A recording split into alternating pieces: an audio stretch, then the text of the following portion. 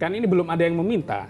Jangan kita kegeeran tiba-tiba, oh seakan-akan sudah diminta. Kalau Anies ini menyatakan diri maju, maka partai-partai akan mencari calon-calon yang selevel dengan Anies Baswedan. Kalau Pak Anies bilang, ya saya maju begitu, kira-kira PKS mau ngerangkul atau enggak? Atau tetap mau ngutamain kadernya?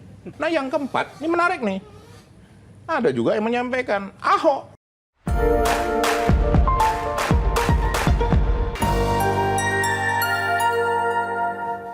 Saudara, Pilpres sudah usai, kini waktunya menyongsong pesta demokrasi di daerah. Kompetisi di Pilgub Jakarta diduga ini akan berlangsung sengit. Bahkan beberapa kalangan menilai bakal terjadi perang bintang dalam tanda kutip ya di Pilgub Jakarta kali ini.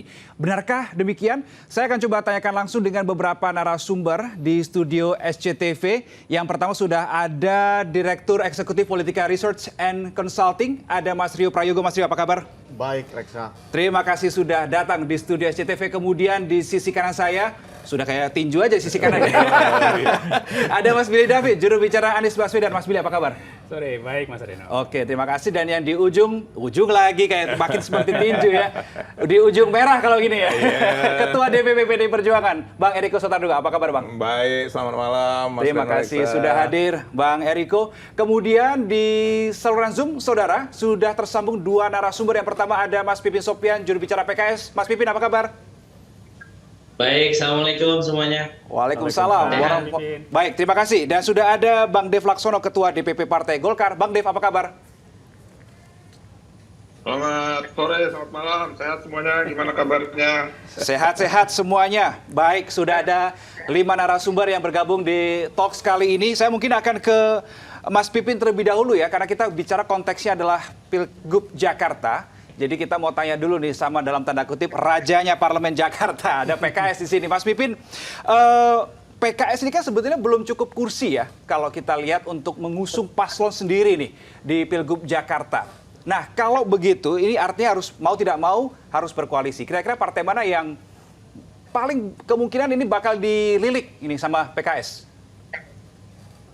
Yang pertama kami sebelum ke sana Mas Reno ingin menyampaikan terima kasih ya kepada warga DKI Jakarta yang sudah memilih PKS dan sehingga PKS saat ini di DKI sebagai pemenang pemilu.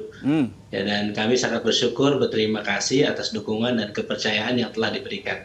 Dan tentu sebagai wujud rasa syukur dan amanah yang diberikan oleh warga DKJ, daerah khusus Jakarta, tentu kami akan mengoptimalkan besar-besarnya untuk bagaimana nanti PKS bisa memberikan pelayanan terbaik untuk di Jakarta. Nah, bagi kami siapa yang berpotensi untuk menjadi mitra koalisi, terakhir kami memang sudah komunikasi dengan Nasdem dan PKB untuk melanjutkan koalisi perubahan yang kemarin mengusung Anies Muhaimin dan insya Allah mudah-mudahan nanti di DKI juga kita akan berkoalisi. Jadi kita PKS dari 100 lebih, alhamdulillah dapat 18 kursi, kurang 4 kursi untuk bisa lengkap mengusulkan satu pasangan calon. Sebentar, itu dengan PKB dan juga Nasdem untuk berkoalisi di Pilgub Jakarta. Itu partainya. Kalau calonnya termasuk Mas Anies juga nggak nih? Ya tentu kami sebagai pemenang di Pileg di Jakarta, kami mempertimbangkan untuk kader kami yang akan menjadi calon ya gubernur atau wakil gubernur DKI. Dan misalnya nama-nama yang sudah beredar seperti Pak Sohibul Iman, mantan Presiden PKS, Pak Mardhani Alisera, Pak Khoirudin, dan banyak juga nama-nama baik yang ada di dalam PKS maupun dari tokoh luar ya, dan kita juga memperhitungkan.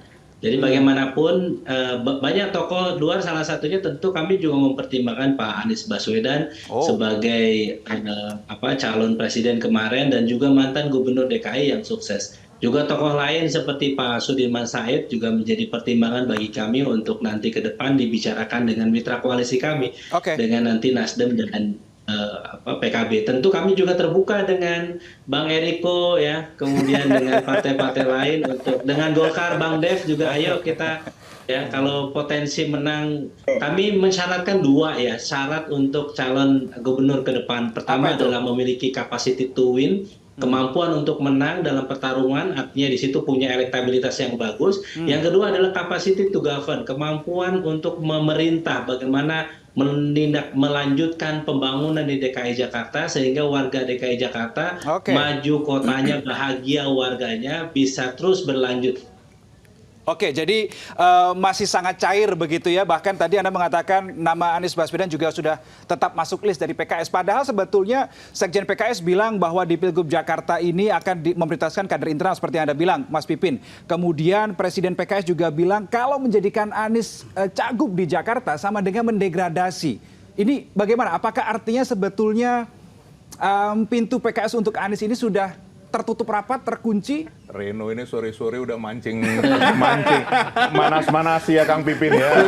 Ini Tentu kami harus menyadari bahwa PKS tidak bisa mengusulkan sendiri. Jadi kami harus berbagi, harus menyadari kami harus berkoalisi dengan partai-partai lain. Untuk berkoalisi tentu kita harus duduk bareng. Jadi tidak bisa ngotot-ngototan. Kami harus menyadari bahwa PKS belum mencapai 20%. Meskipun kami sebagai pemenang pemilu tetap harus koalisi. Dan berbicara dengan koalisi, tentu kami harus mendengarkan suara dari koalisi. Dan yang kedua, kita harus juga mendengarkan suara rakyat warga Jakarta. Dan sebelumnya kami menjaring nama-nama itu dari anggota PKS, kader simpatisan, dan juga struktur PKS. Jadi dari situlah nama-nama itu muncul, dan saya kira wajar kalau prioritas utamanya adalah kader PKS yang akan diprioritaskan. Pak Anies masih peluang tidak? Peluang masih ada. Pak Sudirman Said ada nggak? Masih ada juga peluangnya. Dari mana? Ketika kita membangun komunikasi dengan partai-partai yang lain. Oke, jadi Mas Billy di sini bisa sedikit bernafas lega begitu ya. Masih ada ruang Mas Billy kata Mas Pipin. Oke, saya bergeser ke Mas Dev Laksono. Ada 3 nama nih kalau dari Partai Golkar, kalau kita lihat ada 3 nama yang beredar. Ada Ridwan Kamil, Erwin Aksa, Ahmed Zaki. Siapa sih yang peluangnya paling besar begitu untuk didorong Partai Golkar di Pilgub Jakarta, Bang Dev? Ya, itu. Ini omongannya sama persis dengan pembahasan semalam ya. Jadi gini, kalau dari 3 nama itu memang tiga-tiganya dapatkan surat tugas dari DPP Partai Golkar untuk melakukan sosialisasi pertemuan langsung dengan masyarakat agar bisa mendapatkan dukungan dan juga mendapatkan elektabilitas yang cukup untuk kita maju. Jadi salah satu penentunya itu kan adalah hasil survei nanti. Nah, sekarang survei ini sedang berlangsung, sosialisasi berlanjut terus sehingga para ketiga calon itu sosialisasi ke langsung masyarakat. Dan ya survei kan nanti survei pasti tidak terbatas kepada 3 nama saja, yang survei kan pasti banyak ya, baik kader internal maupun kader eksternal. Bila mana nanti di survei itu ada kejutan-kejutan yang tak terduga, karena ada Bang Eriko. Bang Eriko kan sudah stop juga, kejutan yang tak terduga gitu. Nah, kalau ada kejutan tak terduga ini, kita lihat lagi hasilnya seperti apa. Nanti kita sesuaikan dengan yang elektabilitas tertinggi. Kenapa? Karena kita kan inginnya menang ya. Kita ingin menang, kita pastikan pasangan yang kita buat itu adalah pasangan yang terbaik dan yang elektabilitas tertinggi ya yang ada. Oke, gitu, Bang. Bang Dev, jadi inti dari surat tugas yang dikasih sama Partai Golkar untuk ketiga nama itu sebetulnya apa? Fungsinya untuk apa? Untuk cek riak, untuk menjaring suara, atau mengecek suara di grassroots, atau seperti apa sifatnya? Kenapa? Mohon ulangi, putus-putus tadi. Ya, jadi kan yang saya baca, Ketua Umum Partai Golkar Pak Erlangga itu sudah memberikan surat tugas ke Ridwan Kamil, kemudian Ahmed Zaki, tapi belum keputusan final. Nah, sifat dari surat tugas ini untuk apa fungsinya? Oke, baik teman-teman, tolong diperbaiki terlebih dahulu koneksi dengan Bang Dev. Saudara, kita coba perbaiki koneksi dulu sama Bang Dev sebelum kita lanjut. Kalau Bang Dev masih trouble di sinyal, saya mungkin akan ke Bang Eriko dulu. Kalau PDIP kelihatan namanya yang bertebaran lebih banyak ini. Ya begini, Mas Reno, ada satu hal yang positif di Jakarta ini, yang disebut menang itu tidak ada yang mendominasi. Kalau periode lalu kami memenangkan dengan 25 kursi bisa maju sendiri, sekarang tidak ada satu partai pun di Jakarta ini bisa maju sendiri. Ya termasuk tadi disampaikan Kang Pipin, 18 masih butuh 4, kami 15 masih membutuhkan 7 kursi. Nah, apa hal yang positif dalam hal ini? Harus bekerja sama. Nah, itu penting sekali. Jadi tidak ada yang mendominasi. Nah, tujuan untuk ikut pemilu kada ini apa?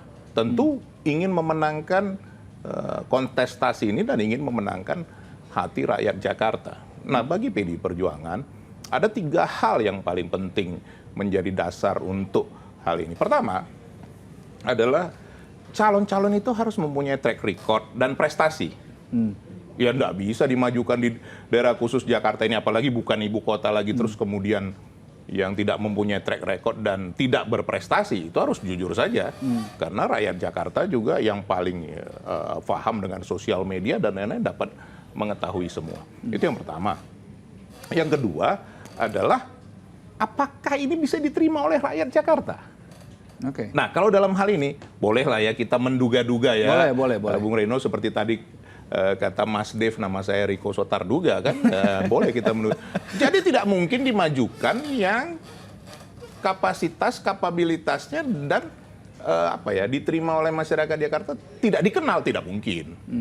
Dalam waktu yang sesingkat nih, kami juga bahas kemarin dengan Mas Dev dan Kang Pipin di media lain, tidak mungkin dalam waktu sesingkat ini juga bisa untuk katakan, oh iya bisa sosialisasi melalui media, terus kemudian diterima oleh masyarakat Jakarta. Nah, itu yang kedua.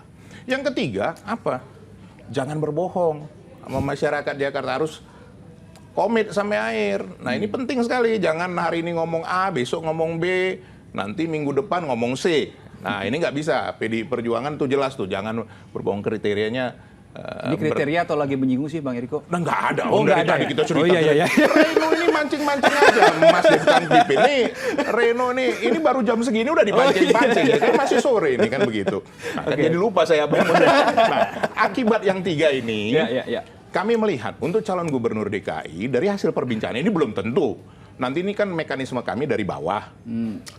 Dari bawah, dari mulai ranting, anak ranting, PAC, DPC, DPD, kemudian DPP memutuskan oleh Ibu Ketua Umum berdasarkan rapat DPP. Nah, dari hal ini, perbincangan ini nanti akan kami berikan kepada masyarakat. Ada 4 nama memang yang menonjol. Ini obrolan di DPP ini ya? Di DPP, dan juga kita berbincang dan berbagi dengan lain, dan memang kelihatannya ini tidak jauh dari ini juga. Kalau dilihat nanti, tapi tentu ini harus dilempar ke market, dilempar ke bawah teman-teman yang di anak ranting, artinya diberikan ke mereka untuk dipasang. Apakah betul ini kan begitu kan? Kemudian juga survei dan lain-lain. Nah, yang pertama adalah Ibu Tri Risma hari ini. Wali Kota Surabaya berhasil menurunkan panasnya Kota Surabaya, suhu dari kurang lebih 1,5 sampai 2 derajat. Itu tinggi loh, mengurangi itu luar biasa. Nah, kemudian yang kedua adalah Mas Hendi atau Hendra Priadi yang sekarang kepala LKPP, yang mantan wali kota Semarang. Nah, tentu bertanya kenapa wali kota Surabaya, wali kota Semarang itu kan sudah kota nomor 2 terbesar dan nomor 4 terbesar di Indonesia. Nah, yang ketiga adalah Mas Andika. Beliau Panglima TNI, sudah pernah memimpin tentara, memimpin TNI yang berapa banyak itu ya? Banyak lah. Iya. Ya, walaupun tidak sebanyak penduduk DKI kan begitu kan. Tapi itu sudah mempunyai dasar yang kuat. Nah, yang keempat, ini menarik nih. Ada juga yang menyampaikan Ahok. Nah, tapi Ahok nih, Mas Reno jangan cepat-cepat mau motong. Iya. Nah, Ahok ini juga dari teman-teman Sumatera Utara juga ada keinginan. Karena melihat Sumatera Utara, ya perlu hal-hal yang dulu dibuktikan di Jakarta bisa dibawa juga ke Sumatera Utara. Kenapa harus Sumatera Utara? Itulah perbincangan kan tadi saya sampaikan kan. Nah, begitu juga dengan Mas Hendi. Mas Hendi Jawa Tengah juga masih memungkinkan. Yang tidak ditarik kemana hanya Mas Andika dan Bu Tri Risma. Nah, keempat inilah yang memang katakan berwacana di PDI Perjuangan. Tapi juga Mas Reno, kita juga menyiapkan calon wakil gubernur. Loh, kita tidak bisa juga di dalam dunia politik segala kemungkinan mungkin, kecuali menghidupkan orang mati. Nah, itu tidak ada. Berarti 4 nama itu untuk gubernur ya? Untuk gubernur. Nah, kalau calon wagub, ada ketua DPD kami, Adi Wijaya alias Aming.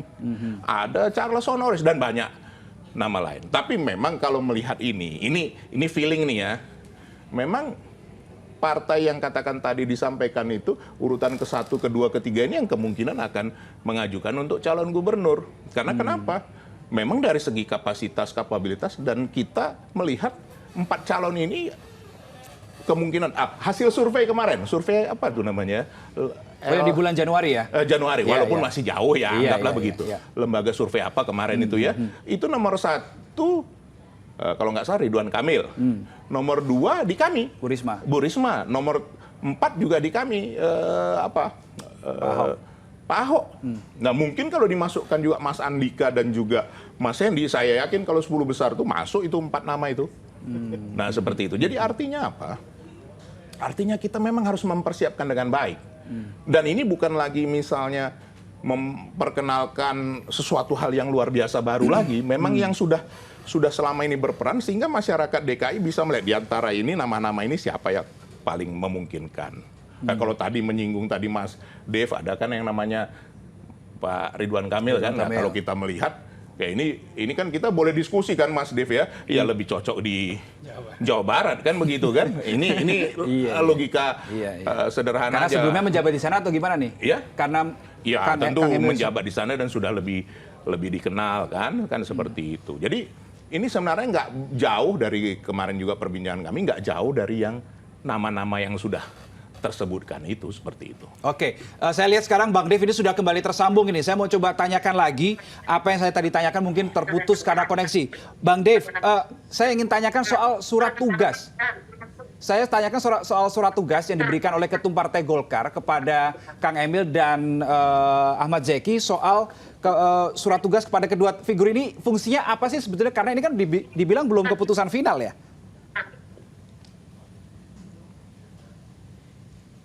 Oke, Bang Dev minta tolong di-unmute dulu. Ya, silakan. Ya, silakan Bang Dev. Masih di-mute Bang Dev? Mohon izin. Suaranya belum keluar, Bang. Oke. Oke, masih cek audio boleh, Bang Dev? Oke, kita masih belum bisa mendengar. Oke, saya sambung dulu ke Bang Billy aja deh. Tadi kalau dibilang bahwa masih ada PKS itu masih menjadikan nama Pak Anies itu di list kok. Yang saya bilang tadi Mas Billy bisa sedikit bernafas sedikit lebih lega gitulah ya. Tapi sebetulnya sejauh ini Pak Anies itu mau maju lagi nggak sih? Baik, sebelum masuk ke tentang Pak Anies tadi itu inti dari pernyataan Kang Pipin itu kalimat terakhirnya Mas Rino. Apa itu? Yang dikutip maju kotanya bahagia warganya, lanjut terus. Itu kan sudah kode. Mas. Jadi kodenya kemana ya kita bisa maknai. Itu tagline-nya milik siapa dan lanjut terus kan berarti yang dulu pernah jadi incumbent. Bang Eriko pun tadi sudah kode. Ya. Surveinya nama-namanya, ternyata Pak Anies namanya kelewat disebut oleh Bang Eriko. Jadi arah sikapnya sebenarnya sudah bisa dibaca dari kode-kode yang disampaikan bapak-bapak berdua ini. Nomor berapa itu Mas Billy? Yang apanya itu Pak? Tadi yang dari Mas Billy tadi, Pak Anies nomor berapa? Di survei itu. Kalau survei kan Kalau nggak salah nomor 3 itu ya? Nomor 3. Wah, mirip-mirip Iya. nomornya. sumbernya bermacam-macam. Tapi yang disebut Pak Eriko tadi nomor 3-nya ternyata nggak disebut namanya. Habis 1, 2 langsung 4. Langsung bilang, Supaya Mas Billy sebutkan, ya kan? Jadi memang sudah saling melemparkan kode. Iya. Tapi terkait dengan sikap Pak Anies, seminggu terakhir pasca keputusan MK, beliau sudah tegaskan lewat ada satu wawancara di salah satu televisi swasta ditegaskan bahwa tidak ada opsi yang ditutup. Jadi semua opsi masih terbuka, termasuk beliau memutuskan langkah politik ke depannya. Dan kedua, kita hari Selasa, saya dengan Kang Pipin sama-sama menghadiri pembubaran Timnas Amin. Jadi kita menyelesaikan step dengan step, tanpa gerusa-gerusu atau melewati anak tangga, kemudian ambil shortcut, tapi kita melewati jalur yang normal, pelan-pelan. Kita tutup buku dulu Timnas Amin, Pilpres sudah selesai. Dan kemudian yang disampaikan Pak Anies pada waktu pembubaran Timnas itu adalah kita rehat sejenak sebelum memutuskan. Jadi sampai dengan hari ini belum ada keputusan atau langkah politik yang diambil oleh seorang Anies Baswedan. Kalaupun ada kontroversi di luar sana yang menyatakan Pak Anies akan ke A atau Pak Anies mengambil langkah B, itu patut diduga adalah pernyataan personal. Dan kita justru melihat perkembangannya ini sangat dinamis. Tadi Kang Pipin sempat sampaikan bagaimana komunikasi yang terjalin, bahkan masih mesra sekali nih koalisi perubahan. Bahkan Pak Anies dan Gus Imin hari ini sama-sama ke Aceh. Jadi ingin tetap merawat demokrasi dan juga kita akan menentukan nanti tepat pada waktunya.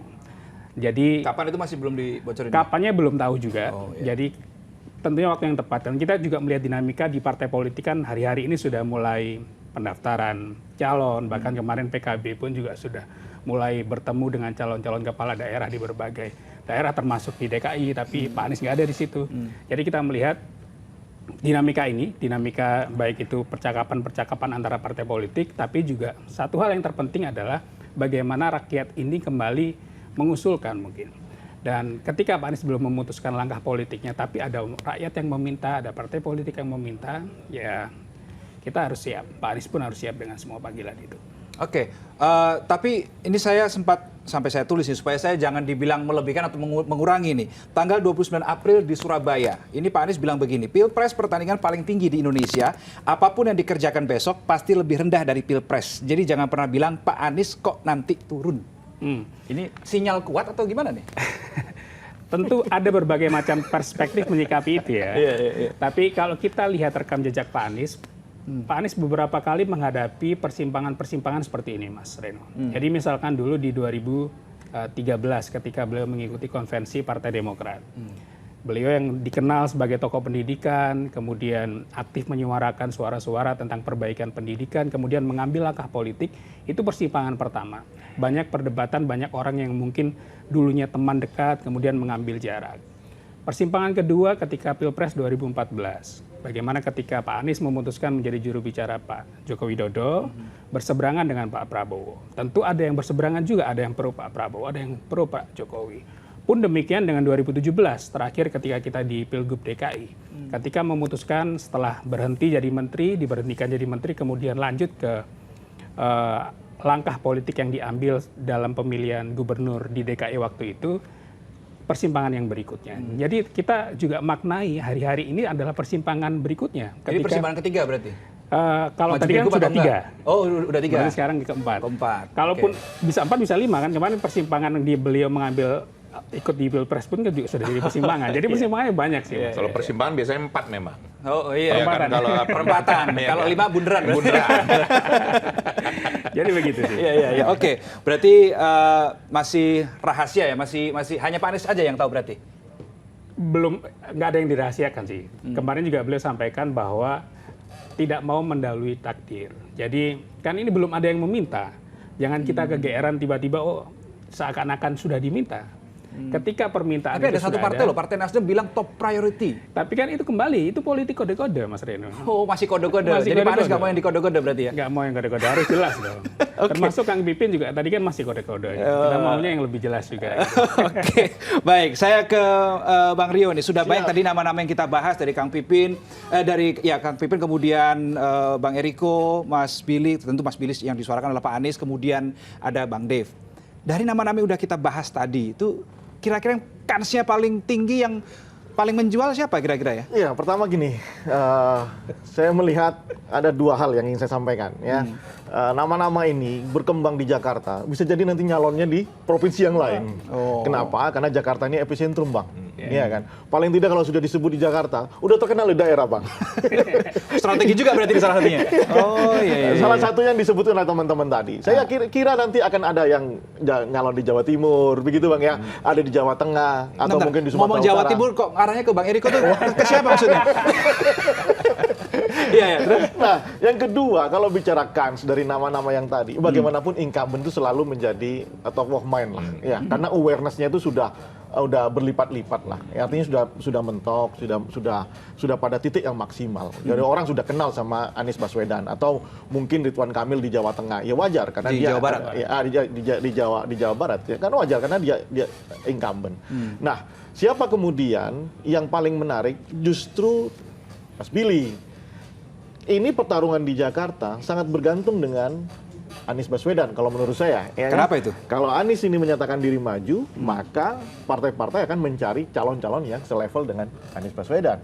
Ya, tapi kalau kemudian Anies tidak maju di Jakarta atau tidak menghidupkan mesin politiknya, maka ini akan lebih fragmented. Nanti calon-calonnya akan muncul banyak. Jadi Nama-nama Pak Anies baru. itu juru kunci maksud Bang Rio? Yes, variabel yang mempengaruhi siapa kandidat yang akan bertarung di Jakarta nanti. Jadi saya membayangkan para partai-partai ini sedang menunggu Anies maju apa enggak nih. Ya kan? Nah, ketika Anies menyatakan diri maju, pasti mereka akan melakukan komunikasi politik dan menentukan satu orang yang dianggap itu selevel dengan Anies Baswedan. Baik dari sisi popularitas, elektabilitas. Tadi Bang Pipin, PKS, dan Bang Eriko menyampaikan bahwa popularitas dan elektabilitas itu menurut saya akan menentukan siapa yang akan menjadi lawan tanding jika Anies Baswedan maju. Tapi ketika Anies tidak maju, maka ini akan lebih cair lagi nanti nama-namanya. Oke. Gitu. Lebih cair dalam artian lebih banyak poros atau gimana? Iya pasti akan lebih banyak poros begitu. Nah kalau Anies maju, dugaan saya bisa cuman head to head dengan lawannya, begitu ya. Siapa lawannya? Nggak tahu. Kalau kita berdasarkan data survei saya yang paling baru, Bang, ya kan? Siapa tuh? Yang dikatakan tadi ada 3 nama yang paling ini ya, yang paling diminati sama publik. Ya, di atas 10% maksud saya, ya kan? Anies Baswedan, Ahok, dan Ridwan Kamil. Ya. Begitu. Di bawah itu masih harus secara serius membangun popularitas. Jangan bicara elektabilitas dulu, tapi popularitas nama-nama yang lainnya. Oke, sebentar. Tadi ketika Anda bilang, Bang Rio, ini juru kuncinya kuncinya kok juru kunci sih. Kuncinya ada di Pak Anies Baswedan. Ketika menyatakan maju, maka partai-partai lain akan menyesuaikan begitu ya. Ini kalau tadi menyesuaikan berarti kan menghadirkan lawan yang paling tidak setara. Ya. Nah, kira-kira partai mana yang mau merangkul? Kalau tadi kan melawan, kalau ini yang merangkul kira-kira Kalau dari... tadi bahasan dari PKS, Bang Pipin mengatakan koalisi perubahan, meskipun saya agak sumir lagi bicara koalisi-koalisian, ya kan, karena sudah tidak sama lagi sudah ya. tidak sama lagi ini kondisinya berbeda. ya.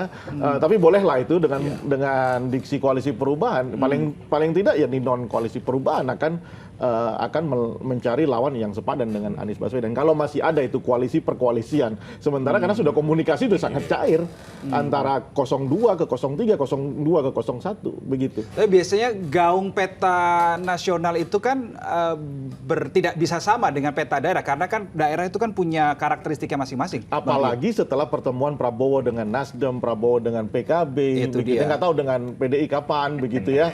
Itu akan berubah. Satu variabel awal, defaultnya memang berbeda antara nasional dengan daerah. Karena ini epicentrum politik Jakarta, dengan pertemuan-pertemuan itu, maka pun juga akan berubah. Ini akan cair nanti. Oke. Kembali lagi bergantung dengan keputusan Anies Baswedan ada yang mencalonkan atau tidak. Kenapa? Karena approval rating itu dari Anies Baswedan cukup bagus. Ya, data survei kami di atas 70%. Meskipun tidak seperti Pak Jokowi yang sangat tinggi. Elektabilitasnya juga cukup bagus. Di angka 30-an ke atas. Oke. Ya, sementara calon yang lainnya karena tidak berkampanye Ya, atau ya. belum running dalam kampanye ya tentu masih di bawah Anies Baswedan. Tapi kalau ini terus digulirkan, terus berkampanye, tapi ingat, waktu semakin pendek. Betul, betul. Ini jangan saling mengkunci. Partai lain menunggu Anies Baswedan, sementara pembentukan awareness, popularitas, elektabilitas harus Juga terus semakin dilakukan. mepet ini ya, kalau semakin dimolorkan ya. Yes, Oke. itu poin saya. Baik, saya coba lagi ke Bang Dev, semoga sinyalnya sudah aman ya. Bang Dev, tadi Bang Rio bilang bahwa 3 besar di hasil surveinya Bang Rio Prayogo ini ada nama Ridwan Kamil, bersaing dengan nama Anies Baswedan dan juga Pak Ahok ya. Bagaimana nih? Tetap mau Golkar mau majuin Kang Emil di Jawa Barat atau mau dicemplungin ke Pilgub Jakarta nih? Cuma kalau kata Bang Eriko jangan, suruh dulu di Jawa Barat saja. Jadi gimana nih? Kan ini menduga. Konsensusnya kita belum sampai nih. Ya, jadi gimana nih, Bang Dev? Kita harus menduga dulu nih, bicara arahnya kemana. Ya, kayak gini, survei kan masih berjalan, ya. Survei ini kan survei ada macam-macam hal, ada survei yang dibuat di awal tahun, ada survei yang sekarang sedang bergulir. Ya, kita juga lihatlah potensi-potensinya, matchingnya itu seperti apa yang terbaik. Kan bisa juga ada nama-nama baru yang kita tidak pernah pikirkan gitu ya, kader-kader Golkar yang muda, yang sekarang sedang bertugas di kabinet kah, atau yang ada di kantor Menpora gitu kan, banyak kader Golkar yang muda-muda yang memiliki popularitas dan pun juga kemampuan tinggi. Nah itu mungkin kita bisa eksplor juga nama-nama yang ada, nama-nama lain itu.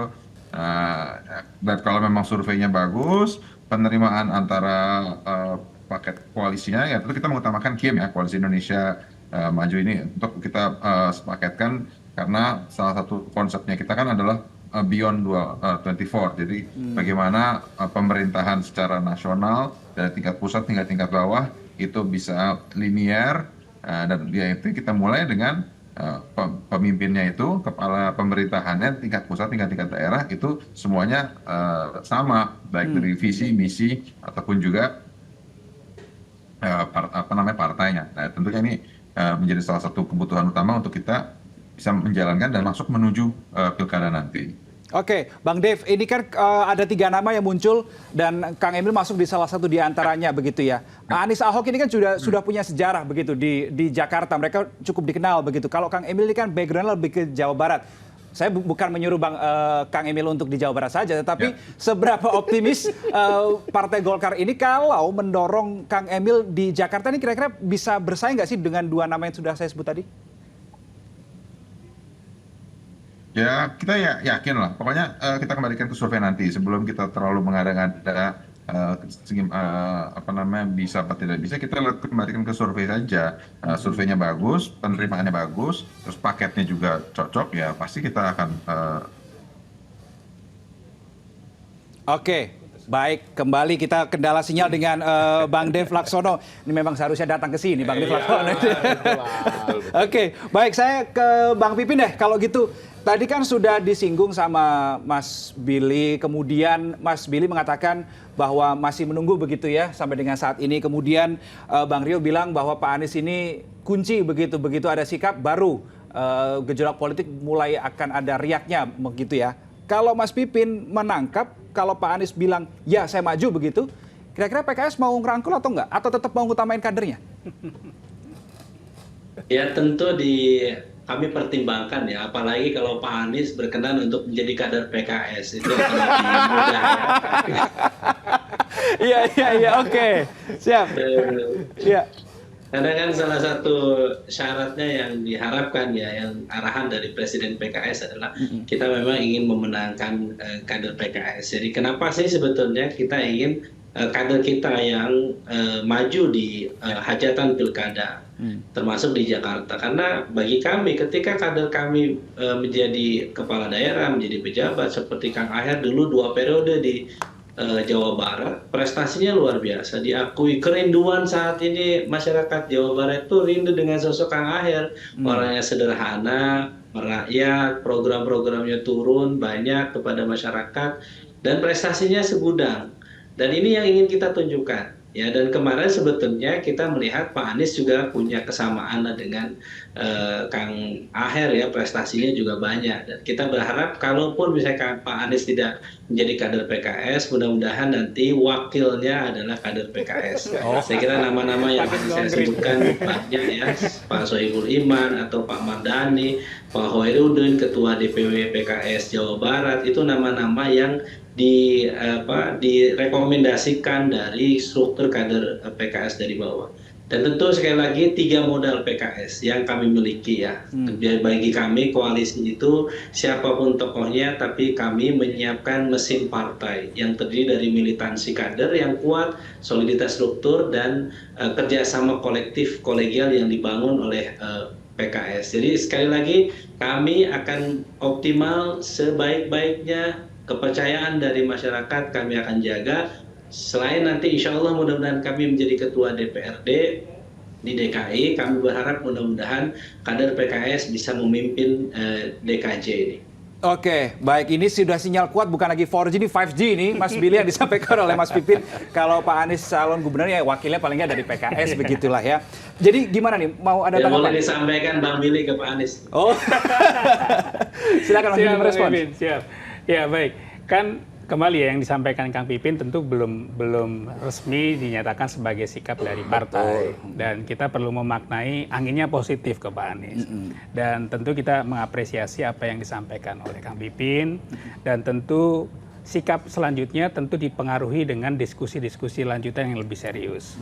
Baik itu diskusi dengan partai politik ataupun juga dengan elemen stakeholder di masyarakat yang ada di Jakarta ini, untuk nantinya akan diwujudkan sebagai sebuah sikap. Dan tentu sikap itu juga nggak hanya teman-teman di luar, kami pun juga menunggu ini di dalam sikap Pak Anies.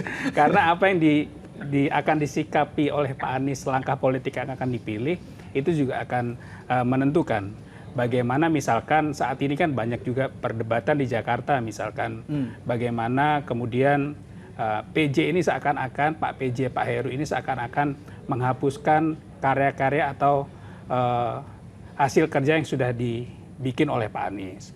Dan perdebatan-perdebatan lainnya yang di luar sana banyak sekali. Dan tentu ketika kita memaknai Pak Anies adalah incumbent yang pernah memimpin DKI, tentu kita akan melanjutkan apa yang sudah kita kerjakan.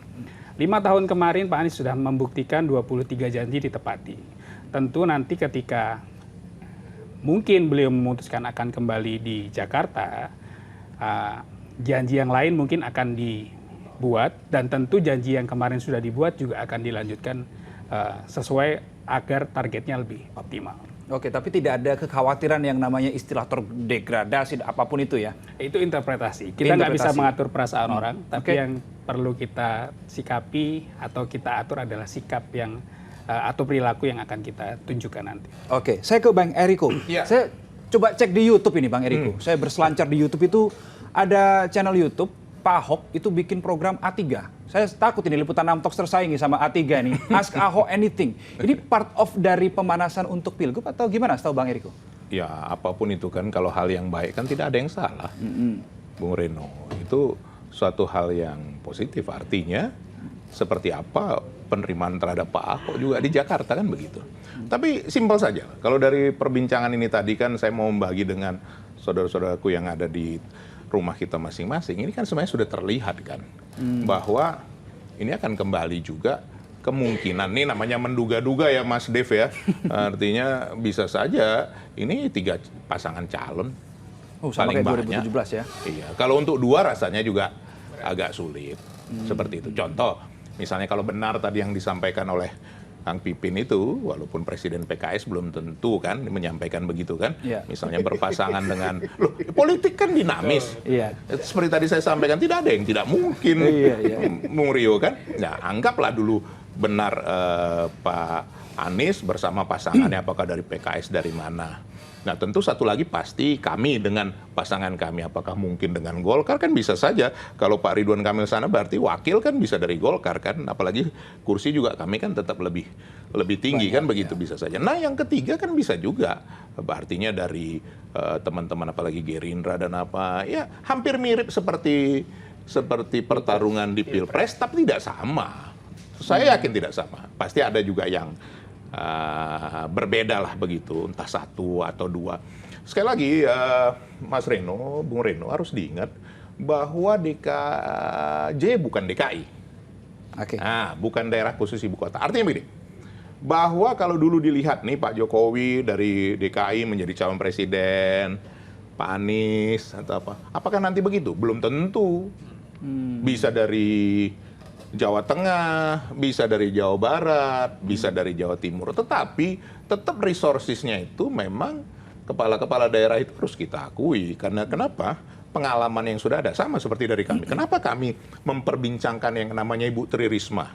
Kenapa Pak Ahok? Kenapa Mas Hendy? Mereka kan orang yang sudah berpengalaman dalam ini. Nah, kenapa Mas Andika dalam tingkat nasional? Ini kan bukan sembarangan. Bukan istilahnya suka-suka saya aja lah, bukan begitu kan. Nah, ini yang diketengahkan. Nah, sekarang masyarakat DKI menerima yang mana?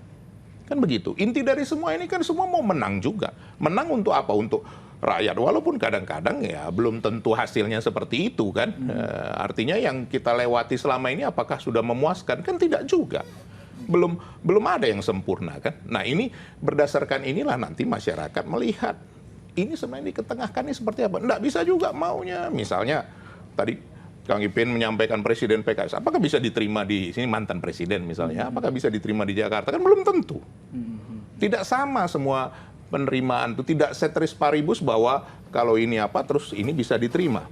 Apakah juga misalnya katakan Pak Anies yang sudah maju Presiden misalnya nanti sama lagi seperti dulu untuk calon gubernur? Apakah Pak Ahok seperti itu? Ini kan harus dikembalikan kepada masyarakat Jakarta, DKJ lah kalau kita sebut walaupun sebenarnya kadang-kadang saya masih mikir DKI apa DKJ ini ya. Nunggu kepresnya, Pak. Nah? Nunggu kepresnya baru Nah DKJ. itulah ya ini kita Iya, bukan iya. kepres sudah, Oh, kepres tetapi PP-nya peraturan PP-nya, pemerintahnya iya, iya. yang Tinggal belum nunggu teknisnya, seperti ini. Jadi ini sebenarnya hal yang menarik. Artinya ya kalau dikatakan hanya 2 tadi, Mas Rio rasanya sih kemungkinan itu kecil ya, karena semua juga ingin berperan kan. Minimum dia menjadi mungkin jadi wakil gubernur DKJ ini bukan sekedar apa istilahnya ban serep, mungkin bukan seperti itu. Karena kenapa?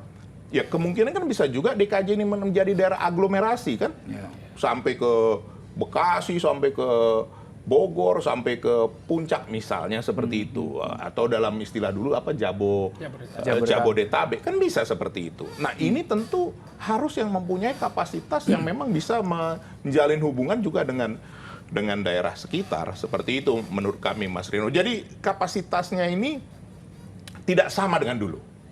Dulu pusat pemerintahan ada di sini, bisa dipakai itu, kasarnya begitu ya, bisa dipakai. Sekarang tidak bisa.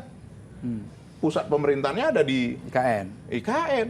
Ini di sini. Nah, ini akan menjadi kota bisnis, akan menjadi kota apa sebutannya MICE, bisa menjadi kota pelajar juga bisa, menjadi multifungsi. Nah, ini siapa yang bisa diterima? Jadi vibes-nya udah beda nanti kalau vibes-nya beda, tidak sama lagi. Nah, itu yang harus disadari juga oleh partai-partai. Kalau kami sudah menyadari hal itu, sehingga kita juga harus realistis mana sebenarnya yang paling tepat dalam hal ini.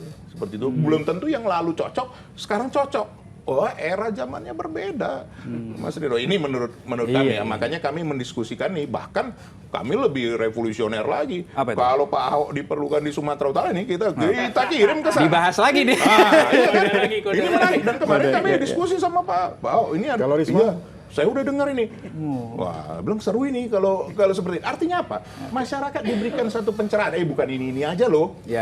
Ada calon lain yang ini. Nah, Anda bisa terima nggak? Ya kalau tidak mau berubah ya monggo, itu kan pilihan. Tidak ada yang bisa memaksakan kehendak kan begitu kan. Itu pilihan masing-masing memilih seperti apa. Ya tentu itu dengan cara ngeceknya pakai survei, parameter survei dari bawah, observasi di lapangan. Aku mau nambahkan ya.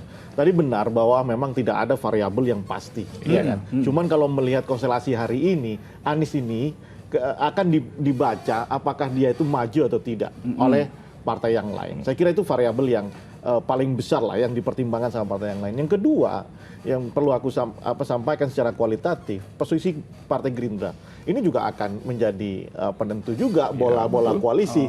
Karena bagaimanapun ya Gerindra hari ini telah resmi memiliki seorang presiden yang terpilih dan disahkan secara konstitusional. Tentu itu magnet ini kan tuh akan menjadi kepala sekolahnya lah kira-kira dalam koalisi itu ya. Nah ini tentu juga akan menjadi pertimbangan dari partai yang lain, kandidat-kandidat yang akan muncul.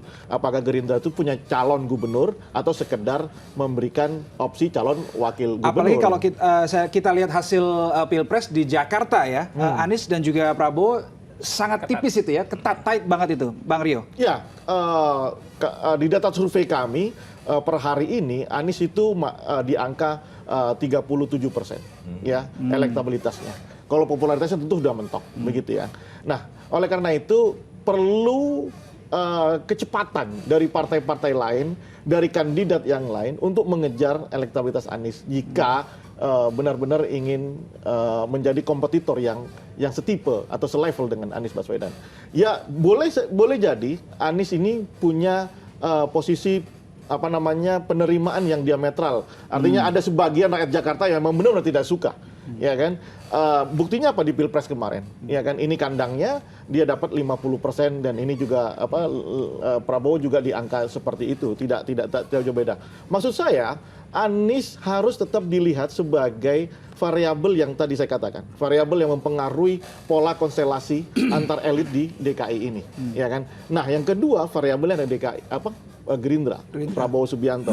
Ada dong selera juga dong sebagai presiden terpilih pasti punya selera karena dia akan bekerja sama dengan gubernur yang terpilih nanti.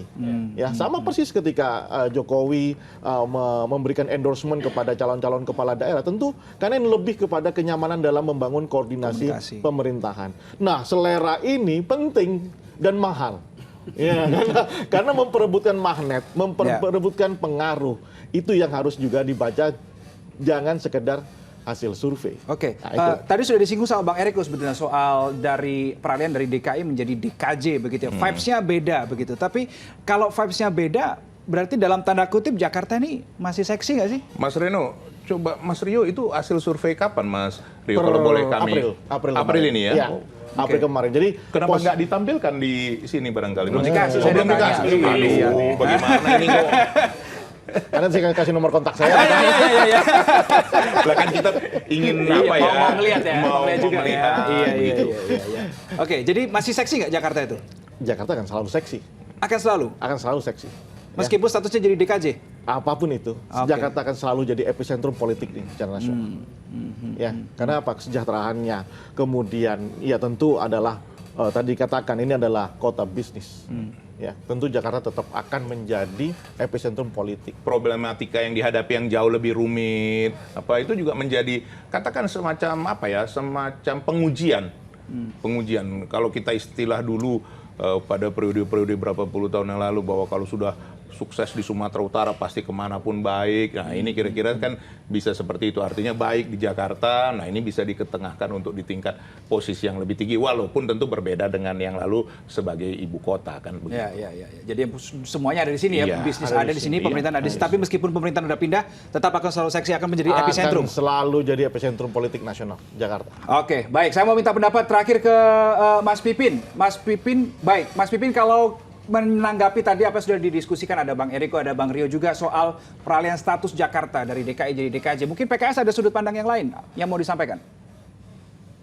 Ya, tentu kami berharap ya pelajaran dari Pilpres kemarin bahwa banyak catatan, banyak dugaan pelanggaran, dan juga keputusan MK yang terdapat 3 orang hakim yang melakukan dissenting opinion. Kami berharap dan kemudian juga memberikan catatan terhadap potensi pelanggaran-pelanggaran yang terjadi, politisasi bansos, politisasi aparatus sipil negara.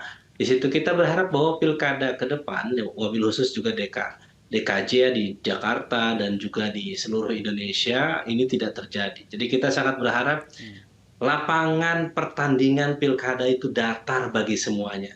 Ya, sehingga nanti siapapun menang secara terhormat. Jadi kita sangat berharap bahwa tidak dibawa ke MK, cukup ya sebagaimana terjadi di pilkada sebelumnya. Ketika melihat hasil suara itu sudah selesai, maka insya Allah semua merayakan, saling mengucapkan selamat, saling mengucap terbuka untuk menang dan kalah. Jadi bagi kami, ayo kita punya komitmen kebersamaan, semua pihak, partai politik, masyarakat, dengan memberikan jalan yang terbaik. Kami tentu berharap, kemarin kami akui kekalahan itu, tetapi kami punya visi, punya semangat perubahan dan perbaikan ke depan. Kalau secara nasional tidak memungkinkan, maka kami berharap mudah-mudahan di daerah khusus Jakarta ini bisa terwujud perubahan dan perbaikan. Oke, ini saya menarik untuk minta pendapat dari Bang Eriko. Tadi Bang Pipin bilang semuanya landai, start dari titik yang sama. Tapi tadi Bang Rio bilang ada satu variabel menarik ini, Bang Eriko. Bahwa Presiden bukan bisa dibilang tentu ya, mungkin punya selera tersendiri untuk kepala daerah untuk melancarkan komunikasi koordinasi. Bang Eriko ada tanggapan? Mas Reno, jangan lupa Kang Pipin ini kan sebenarnya dengan teman-teman masih kurang setuju dengan pindah ke IKN itu yang membuat sebenarnya tadi artinya ya bahwa masih berharap ibu kota itu di Jakarta kan ya itu sah-sah saja lah, bahkan sampai menyampaikan ibu kota legislatif lah di Jakarta kan begitu kan. Nah sah-sah saja, itu kan pendapat dari masing-masing. Begini, ini kan tentu sudah hal yang berbeda. Ada dugaan-dugaan bahwa memang Jakarta sebagai perpanjangan tangan dari pemerintah pusat kan begitu ini ceritanya, apalagi seperti sekarang PJ-nya. Kan PJ nggak bisa juga maju lagi untuk menjadi calon gubernur, itu satu. Nah kedua juga jaraknya kan sekarang sudah berjarak, Mas Rino. Jangan salah. Ya ini minta maaf Kang Pipin kalau memang tetap kan ibu kota ini di IKN kan. Tentu jarak dari Kalimantan ke sini kan sudah jauh, artinya memang dengan komunikasi dengan apa semua bisa. Tetapi artinya bukan berarti saya lah katakan gitu sebagai kepala negara punya kepentingan yang berkaitan langsung, kan tidak begitu lagi. Bahwa Jakarta nanti sebagai daerah khusus Jakarta lebih punya kebebasan, katakan dalam tanda kutip ya. Tapi kebebasan ini bertanggung jawab. Why? Karena nanti Jakarta tergantung pelayanannya kepada publik, kepada para investor, kepada siapapun juga. Apakah dia bisa menjadi kota yang diharapkan menjadi megapolitan yang memenuhi ekspektasi? Nah, ini juga punya risiko yang besar. Makanya nanti kepala daerah di sini sudah berbeda dengan yang lalu. Kalau yang lalu masih ada guidance langsung dari katakan Pemerintah pusat, misalkan pemerintah ya. pusat, dari presiden. Kalau ini nanti kan, ya saya kan tidak punya kepentingan langsung di sini. Seperti itu contohnya. Ya, artinya kepala daerah Jakarta ini harus punya satu kemandirian dan punya ide-ide yang sangat kreatif. Kalau yang normal-normal, tanggung-tanggung, berat di sini. Apalagi menghadapi masyarakat. Betul kan? Ini jujur saja, ini pasti nanti Mas Rio juga di survei pasti itu dikatakan benar. Karena kenapa?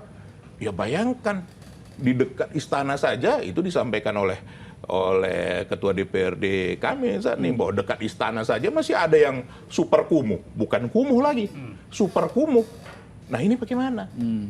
Apakah nanti setelah tidak jadi ibu kota, ini masih tetap seperti itu? Seharusnya kan terjadi perubahan. Oh, berarti ini mendukung perubahan berarti ya? Nah, itulah. Sekarang saya tanya Mas Reno, yang tetap dalam hidup itu apa?